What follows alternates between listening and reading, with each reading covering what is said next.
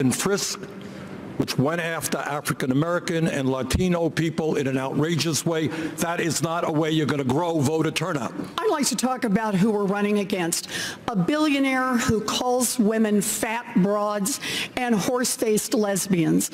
And no, I'm not talking about Donald Trump. I'm talking about Mayor Bloomberg.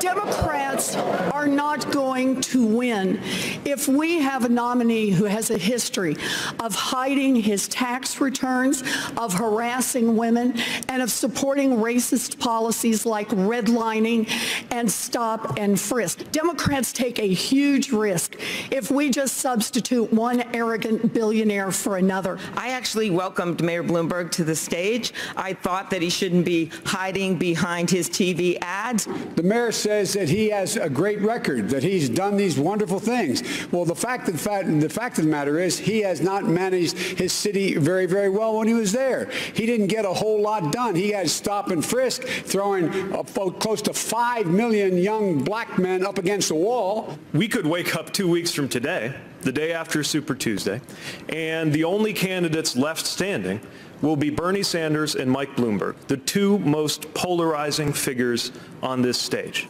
Let's put forward somebody who's actually a Democrat. Look.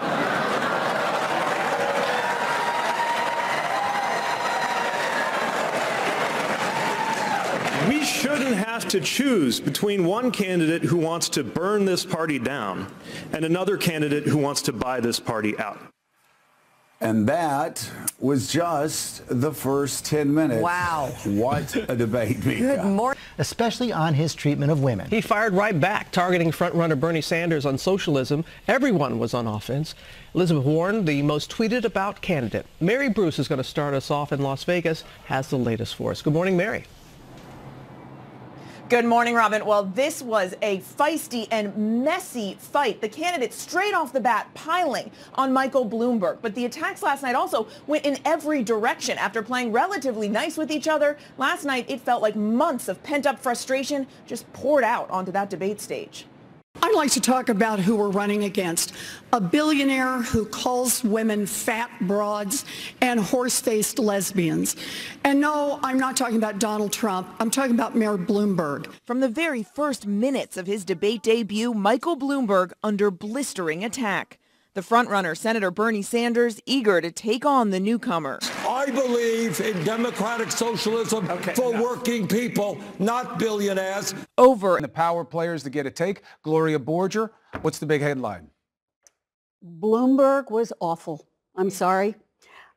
This was the moment that the DNC got criticized for letting Bloomberg in this debate. And now I'm wondering why the other candidates were criticizing him, because he wasn't practiced at debating. He's not done this in more than a decade.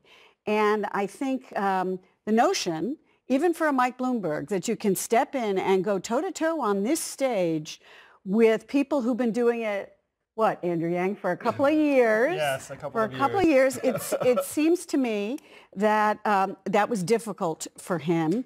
And sometimes he looked like somebody who was saying, you know, I paid $400 million for this podium, and I can't get a chance to speak.